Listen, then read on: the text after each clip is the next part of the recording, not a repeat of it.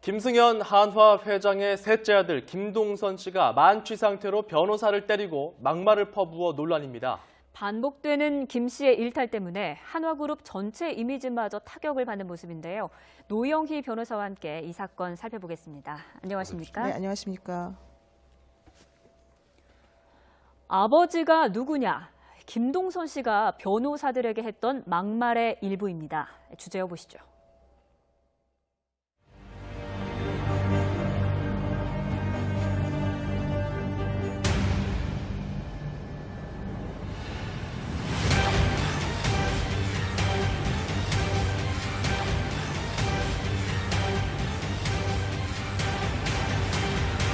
너무너무 죄송하게 생각합니다.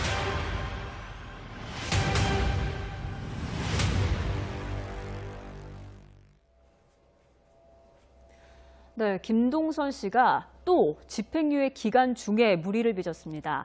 네, 일단 이 사건이 어떻게 된 건지부터 살펴봐야 될 것 같은데요. 개요부터 설명해 주시죠. 그러니까 2017년 9월경에 그 종로구를 소재한 그 대형 로펌의 신입 변호사들 10명 정도가 저녁 겸 회식 겸 해서 이제 술자리를 가지고 있었습니다. 근데 그 자리에 참석했던 변호사 중에 한 분이 이제 김동선 씨랑 인연이 있어서 중간에 이분을 부른 거예요. 그래서 같이 자리를 했는데 그 와서 보니까 다른 변호사들 보기에 조금 태도가 이상하니까 중간에 몇몇 변호사들은 이미 자리를 떠났고 나머지 변호사들은 이제 그분이 너무 만취해서 이상한 말을 하고 행동을 하니까 부축해서 나가려고 하는 과정 중에 김동선 씨가 그 남자 변호사의 뺨을 때리고 여자 변호사의 머리채를 잡고 이제 흔드는 등의 폭행을 했다. 그래서 그 다음 날 그러니까 본인이 직접 사과했다는 말도 있고 문자 메시지를 통해서 사과했다는 말도 있는데 어쨌든 간에 사과를 하겠다는 말을 전했는데 일부 변호사들은 그걸 받아들이고 일부 변호사는 받아들이지 않은 상황이었거든요. 네. 근데 이제 그게 사실은 그 어떤 일간지의 그 소개가 이제 어제 사실은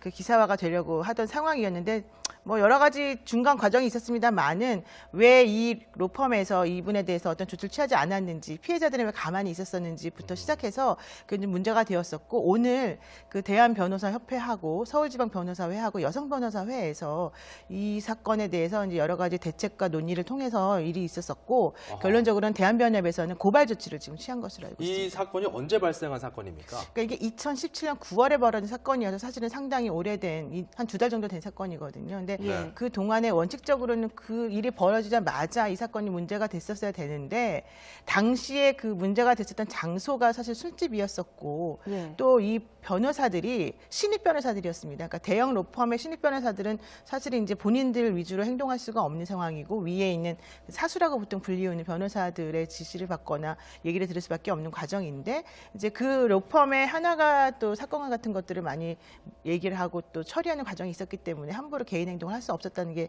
후문으로 지금 들려오고 있습니다. 예. 네, 이와 관련해서 경찰도 한화그룹 김승현 회장의 삼남 이 김동선 씨의 폭행 사건에 대해서 사실관계 확인 작업을 시작했습니다. 들어보시죠.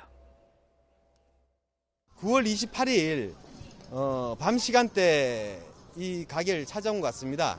찾아와서 이 가게에서 불미스러운 일이 발생을 한 것 같은데 그 관계에 대해서는 저희가 좀 더 확인을 해보고 있고 CCTV 확인? CCTV는 기간이 지나서 다 삭제되고 없습니다.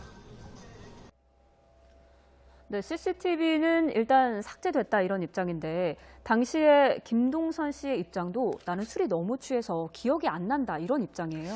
그러니까 이게 좀 오늘 이제 문제가 되고 기사화가 되고 나니까 김동선 씨가 오후에 그 언론팀을 통해서 그러니까 대언론팀을 통해서 사과하는 그 말을 이제 보내왔습니다. 근데 제가 읽어봤더니 본인은 그날 전작이 있는 상태에서 그 술집에 가서 어떠한 식의 행동을 했는지 모르겠다.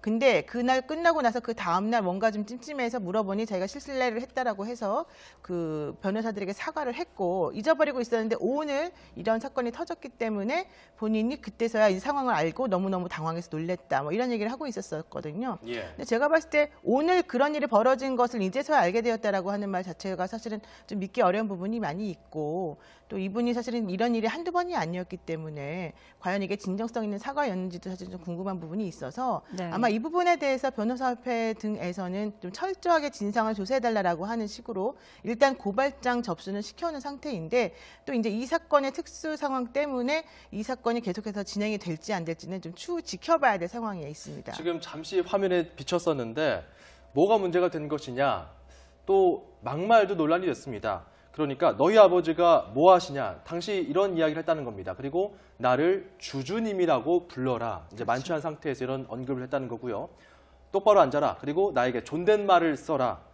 이렇게까지 이야기를 했다고 하는데 김동선이란 인물을 좀 더 자세히 살펴보고 싶습니다. 나이는 한국 나이로는 29살이라면서요? 네, 1989년생이고요. 미국 다트머스대에서 정치학으로 이제 공부를 하고 온 분으로 알고 있고 한화에서 전략기획 팀장으로도 이제 재직을 하고 그랬었죠. 근데 이분이 사실은 이런 일의 사건이 너무 많았었기 때문에 원래는 정유라 씨, 그 유명한 정유라 씨랑 같이 승마도 했었다라고 얘기가 되어지고 있는데 승마 특기자로 사실은 상당히 실력은 좋았던 것으로 알려져 있습니다. 그런데 이분이 2006년도 뭐 아시안 게임에서 금메달 따고 이런 건 좋았는데 2010년도 서울에 있는 그 고급 호텔에서 만취해서 난동을 부려서 한번 문제가 생긴 적이 있었었고요. 네. 그다음에 이제 2017년 1월 달, 올해 1월이죠. 근데 강남에 있는 위스키바에서 또 여종업원과 남종업원에게 그 술잔을 집어 던지면서 또 폭력을 행사해서 문제가 됐었거든요. 목을 붙들고 때렸다고 하더라고요. 네, 사실은 저도 그 사진이나 이런 관련 자료를 봤는데 상당히 좀 심각한 상황이었는데 불구하고 어쨌든 간에 그 사건으로 인해서 집행유예를 지금 받았습니다. 예. 그런데 2017년 9월에 아직 집행유예 기간이 끝나기도 전에 이 일이 또 벌어졌기 때문에 사실 상황이 좀 더 심각한 게 아닌가 좀 생각하고 있습니다. 네. 예, 말씀하신 것처럼 지금 김동선 씨가 집행유예 기간인데 그렇다면 가중 처벌이 될 가능성도 있는 거죠? 그렇죠. 이제 집행유예 기간 중에 또 다른 범죄를 저질렀을 경우에 특히 동종범죄 아니겠습니까? 이런 경우에 일반적으로 재판부에서는 기존의 집행유예라고 하는 것은 원래 실형을 선고했는데 잠깐 동안 유예를 해주어서 그 사람이 그 기간 동안 자숙하고 잘 행동을 하게 되면 뭐 감옥이나 교도소까지는 보내지 않는다는 거예요. 근데 네. 집행유예 기간 중에 똑같은 데를 또 범한다면 사실 그 사람은 반성을 한 게 아니기 때문에 그 이전에 우리가 봐주었던 그 집행유예를 취소시켜줍니다. 그렇게 되면 실형 선고받았던 것이 그대로 다시 살아나요. 네. 예를 들면은 뭐 실형 8개월의 집행유예 2년이라고 한다면 2년 기간 동안에 또 이런 일이 벌어지게 되면 8개월 플러스 새로운 사건에 대한 또 혐의가 이제 있어서 처벌을 또 어허. 받게 되는 건데 네. 이제 재판부에서 만약에 이 사람에 대해서 선처를 해준다거나 뭐 피해자가 처벌을 원하지 않는다거나 이렇게 되면 또 이게 처벌로 이어지지 않을 가능성이 있어서 네. 그 부분에 대해서는 제대로 이제 그러니까 재판을 해봐야지만 결정이 날 것 같아요. 네, 그러니까 예. 변호사님 말씀은 한화 쪽에서는 어떻게든 합의를 하려고 노력을 할 것 같단 말이죠. 만약에 합의하면 처벌이 안 될 수도 있다는 말씀이신가요? 네, 그렇습니다. 이 사건은 이제 폭행이 가장 문제가 되었던 사건이기 때문에 피해자들이 폭행에 대해서 그 가해자의 처벌을 원하지 않는다라는 처벌 불원 의사를 재판부에 밝히게 되면 예. 이게 공소권 없음으로 이제 결정이 날 수밖에 없어요. 공소권이 없다는 거는 재판에 넘기지 말아달라고 혹은 재판을 했었어도 그만둬라 이런 뜻하고 똑같거든요. 그래서 예. 현재 지금 문제가 되고 있는 바로 이 사건인데 그 부분이 문제가 되는데 피해 여성 변호사는 사실은 이 사건이 문제가 되기를 원했었다는 후문이 있어요. 네. 그런데도 불구하고 이제 여러 가지 정황을 고려해서 더 이상 시끄럽게 하지 말자라는 쪽으로 얘기가 가고 있었기 때문에 지금 이 사건이 지금 대한변협에서 고발이 돼서 그 수사기관에서 수사를 하고 나면 수사까지는 가능한데 이 중간에 하나 쪽에서 또다시 뭐 합의서 같은 것을 들이밀면서 우리 좀 봐달라고 하면 또 로펌 입장에서는 그걸 안 받아들일 수 없는 부분이 있어서 만약에 처벌 불원사가 들어가게 되면 또 이 사건은 유야무에 넘어갈 수밖에 없는 구조거든요. 네. 예. 당시에 그 3월경에 재판부에서 이제 이렇게 징역 8개월의 집행유예 2년을 선고하면서 나왔던 이 사건, 다시 한번 그 당시에 김동선 씨가 어떤 이야기를 했는지, 또 그로 인해서 어떤 결과가 나온 것인지 다시 한번 좀 정리해 보겠습니다. 왜 때리셨나요? 저를 왜 때리셨나요? 제가 정말 술을 너무 많이 먹고 실수를 해서 너무너무 죄송하게 생각합니다. 피해자분들에게 한마디 해주시죠. 진심으로 정말 사죄드립니다. 다시는 이런 일이 없도록 하겠습니다. 그날 어떤 자리였나요? 지인들과 술 먹는 자리에서 좀 너무 술을 많이 먹은 것 같습니다. 합의금은 얼마 제시하셨나요? 예, 정확히 잘 모르겠습니다. 아니, 제가 잘못한 거는 당연히 인정을 하고 그 죄에 따른 어떠한 벌도 달게 받도록 하겠습니다. 2010년에도 폭행 사건에 연루됐었는데 그때 반성한다고 하지 않으셨나요? 예, 정말 죄송합니다. 자, 이러한 반성의 태도가 재판에 영향을 줬는지 재판부의 판결은 이렇습니다. 김 씨가 반성을 하고 있고 다시는 범죄를 저지르지 않겠다고 했다. 이런 이야기를 했고요. 그리고 우리 사회는 대기업 오너 가족 등에게 한층 더 엄격한 사회적 책무를 요구하는 측면도 있다. 이런 이야기를 꼬집었는데 이 부분이 바로 좀 논란의 핵심이 아닐까 싶어요. 사실 그 재벌 기업의 3세들이 요즘에 이제 문제를 일으키는 경우가 사실 상당히 많은데 이분들이 가장 착각하고 있는 것이 있습니다. 그 재벌 기업이 가지고 있는 사회에 대한 공헌이나 이런 것들 때문에 우리가 그분들을 봐줘야 된다라고 생각하는 부분이 첫 번째 잘못된 것이고 오히려 그런 분들일수록 훨씬 더 나라에 좀 더 그 좋은 이미지와 좋은 그 봉사를 할 수 있도록 노력해야 되는 부분이 있는데 본인들이 이제 마치 어떤 우월감을 가지고 다른 사람들하고는 다르다라는 식으로 생각하고 있는 게 매우 잘못된 것이죠. 그래서 이분들이 항상 이런 문제를 일으키는 것의 근본적인 원인은 본인들이 다른 사람들하고 다르게 뭐 권력과 돈을 가지고 있기 때문에 차별 대우를 받아야 된다라고 하는 특권의식이 문제인 것 같습니다. 근데 김동선 씨뿐만 아니라 이 하나그룹의 이 3남들은 전부 다 하나같이 좀 여러 가지 문제점들을 가지고 있기 때문에 특히 그 김수현 씨 같은 경우에 내가 자식을 잘못 키웠다, 마음대로 안 된다라는 사과문을 또 발표하기도 했었었는데요. 네, 오늘 입장이 또 나왔죠. 네, 그런 식의 사과문을 발표하는 것이 형식적인 것을만 그쳐서는 사실은 안 된다라고 보고 이런 식의 사과하는 것은 지난번에도 또 있었던 일이기 때문에 이게 제가 봤을 때는 계속 똑같은 패턴으로 반복되고 있는 것 같아서 이 부분에 대해서도 정말 재벌들이 조금 더 각성해야 되는 게 아닌가 생각합니다. 네, 그러니까요. 이렇게 충수 일가의 일탈이 반복이 되면서 반기업 정서가 확산이 되면 결국 네. 국민들에게 피해가 가잖아요. 재벌들이 좀 자중하고 좀 국민의 인내심을 더 이상 시험하지 않았으면 하는 바람이 있습니다. 김승현 한화 회장의 셋째 아들 김동선 씨가 만취 상태로 변호사를 때리고 막말을 퍼부어 논란입니다. 반복되는 김 씨의 일탈 때문에 한화그룹 전체 이미지마저 타격을 받는 모습인데요. 노영희 변호사와 함께 이 사건 살펴보겠습니다. 안녕하십니까? 네, 안녕하십니까? 아버지가 누구냐? 김동선 씨가 변호사들에게 했던 막말의 일부입니다. 주제어 보시죠.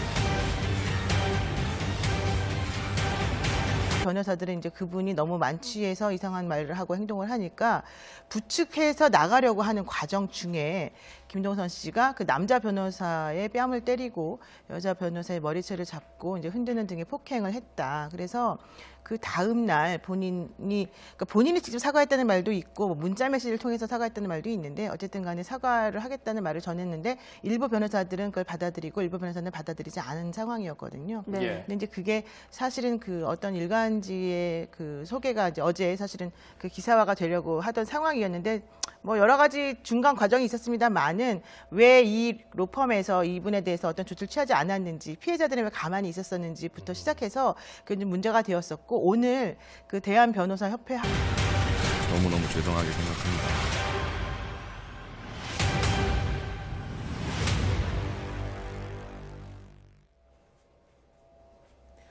네, 김동선 씨가 또 집행유예 기간 중에 무리를 빚었습니다. 네, 일단 이 사건이 어떻게 된 건지부터 살펴봐야 될 것 같은데요. 개요부터 설명해 주시죠. 그러니까 2017년 9월경에 그 종로구를 소재한 그 대형 로펌의 신입 변호사들 10명 정도가 저녁 겸 회식 겸 해서 이제 술자리를 가지고 있었습니다. 근데 그 자리에 참석했던 변호사 중에 한 분이 이제 김동선 씨랑 인연이 있어서 중간에 이분을 부른 거예요. 그래서 같이 자리를 했는데 그 와서 보니까 다른 변호사들 보기에 조금 태도가 이상하니까 중간에 몇몇 변호사들은 이미 자리를 떠났고 나머지 하고 서울지방변호사회하고 여성변호사회에서 이 사건에 대해서 이제 여러 가지 대책과 논의를 통해서 일이 있었었고 결론적으로는 대한변협에서는 고발 조치를 지금 취한 것으로 알고 있습니다. 이 사건이 언제 발생한 사건입니까? 그러니까 이게 2017년 9월에 벌어진 사건이어서 사실은 상당히 오래된 한 2달 정도 된 사건이거든요. 근데 네. 그 동안에 원칙적으로는 그 일이 벌어지자마자 이 사건이 문제가 됐었어야 되는데 당시에 그 문제가 됐었던 장소가 사실 술집이었었고 네. 또 이 변호사들이 신입 변호사들이었습니다. 그러니까 대형 로펌의 신입 변호사들은 사실은 이제 본인들 위주로 행동할 수가 없는 상황이고 위에 있는 사수라고 보통 불리우는 변호사들의 지시를 받거나 얘기를 들을 수밖에 없는 과정인데 이제 그 로펌의 하나가 또 사건 같은 것들을 많이 얘기를 하고 또 처리하는 과정이 있었기 때문에 함부로 개인 행동을 할 수 없었다는 게 후문으로 지금 들려오고 있습니다. 예. 네, 이와 관련해서 경찰도 한화그룹 김승현 회장의 3남 이 김동선 씨의 폭행 사건에 대해서 사실관계 확인 작업을 시작했습니다. 들어보시죠. 9월 28일 밤 시간대 이 가게를 찾아온 것 같습니다.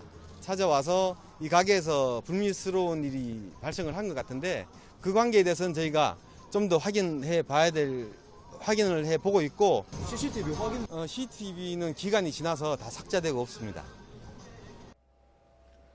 네, CCTV는 일단 삭제됐다 이런 입장인데 당시에 김동선 씨의 입장도 나는 술이 너무 취해서 기억이 안 난다 이런 입장이에요. 그러니까 이게 좀